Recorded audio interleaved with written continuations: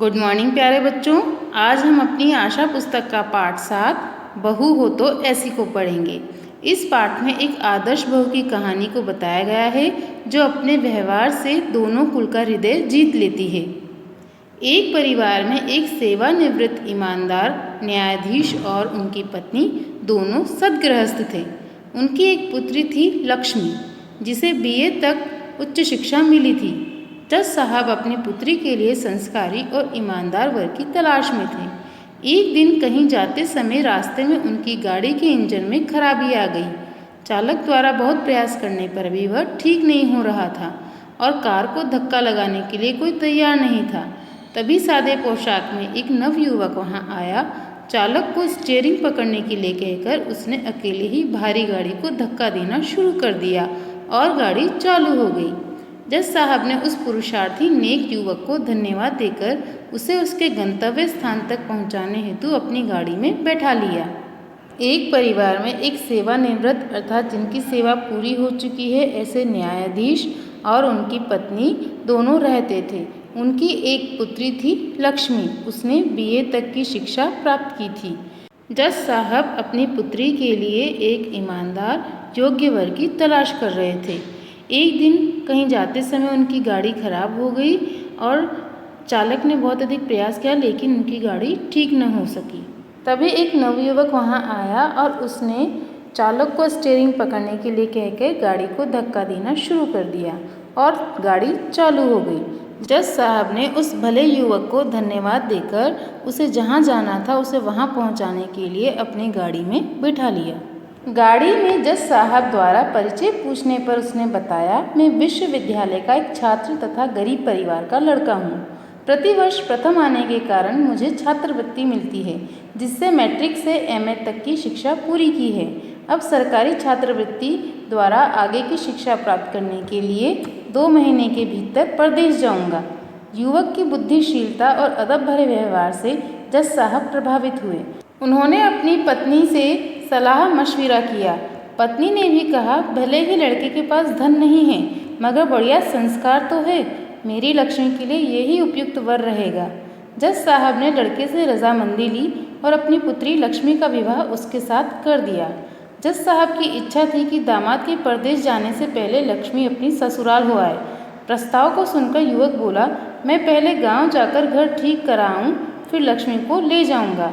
युवक ने गांव आकर अपने धनाढ्य चाचा से प्रार्थना की कि वे लक्ष्मी को अपने घर में रहने दें। चाचा जी मान गए। लक्ष्मी को ससुराल लाकर युवक 1 सप्ताह बाद परदेश चला गया। इधर लक्ष्मी अपने मिलनसार स्वभाव के कारण 2-4 दिन में ही सबकी चहेती बन गई। गाड़ी में बैठाकर जज साहब ने युवक से उसके विषय में पूछा।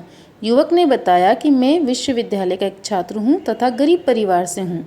हर साल प्रथम आने के कारण मुझे छात्रवृत्ति मिलती है, जिससे मैंने अपनी एमए की शिक्षा पूर्ण कर ली है। अब सरकारी छात्रवृत्ति के द्वारा मैं आगे की शिक्षा प्राप्त करने के लिए कुछ ही महीनों में विदेश चला जाऊंगा। युवक की बुद्धिमानी और उसके अच्छे व्यवहार को देखकर जज साहब बहुत अधिक प्रभावित हुए और उन्होंने अपनी पत्नी से उसके विषय में सलाह की। उनकी पत्नी ने कहा कि भले ही लड़के के पास धन नहीं है मगर उसके पास अच्छे संस्कार हैं, अतः यह मेरी लड़की के लिए उपयुक्त वर रहेगा। जज साहब ने लड़के से उसकी सहमति ली और अपनी पुत्री लक्ष्मी का विवाह उसके साथ कर दिया। जज साहब की ये इच्छा थी कि दामाद जब परदेश जाए उससे पहले लक्ष्मी अपने ससुराल हो आए। तब युवक ने कहा कि मैं पहले गांव जाकर घर ठीक कराऊं, फिर लक्ष्मी को ले जाऊंगा। युवक ने गांव आकर अपने धनवान चाचा से प्रार्थना की कि वे लक्ष्मी को अपने घर में रहने दें और चाचा जी मान गए। 1 सप्ताह के बाद युवक परदेश चला गया और लक्ष्मी अपने मिलनसार स्वभाव के कारण कुछ ही दिनों में सबका दिल जीत लेती है। एक दिन एक महिला ने लक्ष्मी को ताना कसा, क्या तुम्हारा बाप अंधा था जो बिना देखे तुझे दूसरे घर में रहने को भेज दिया?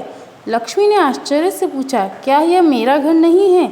महिला ने एक खंडहर की ओर इशारा करते हुए कहा, देखो वह है तुम्हारा घर। यह घर तो तुम्हारे पति के चाचा का है। दुखद परिस्थिति में ममता बनाए रखने की सुंदर सीख पाई लक्ष्मी ने बिना रोए धोए खुशी खुशी अपना सामान बांधा और नौकरों के हाथों उस खंडहर में सामान भिजवाने लगी। चाचा के समझाने पर उसने बड़ी विनम्रता से कहा, चाचा जी दोनों घर अपने ही हैं, मैं इसमें भी रहूंगी और उसमें भी। उसकी सुंदर सूझबूझ से चाचा भी बहुत प्रसन्न हुए। एक दिन एक महिला ने लक्ष्मी को कहा कि तुम जिस घर में रह रही हो वो तुम्हारा नहीं बल्कि तुम्हारे पति के चाचा का घर है। तब लक्ष्मी ने पूछा कि तो मेरा घर कौन सा है? तब महिला ने एक टूटे फूटे घर की ओर इशारा करके कहा कि वह तुम्हारा घर है।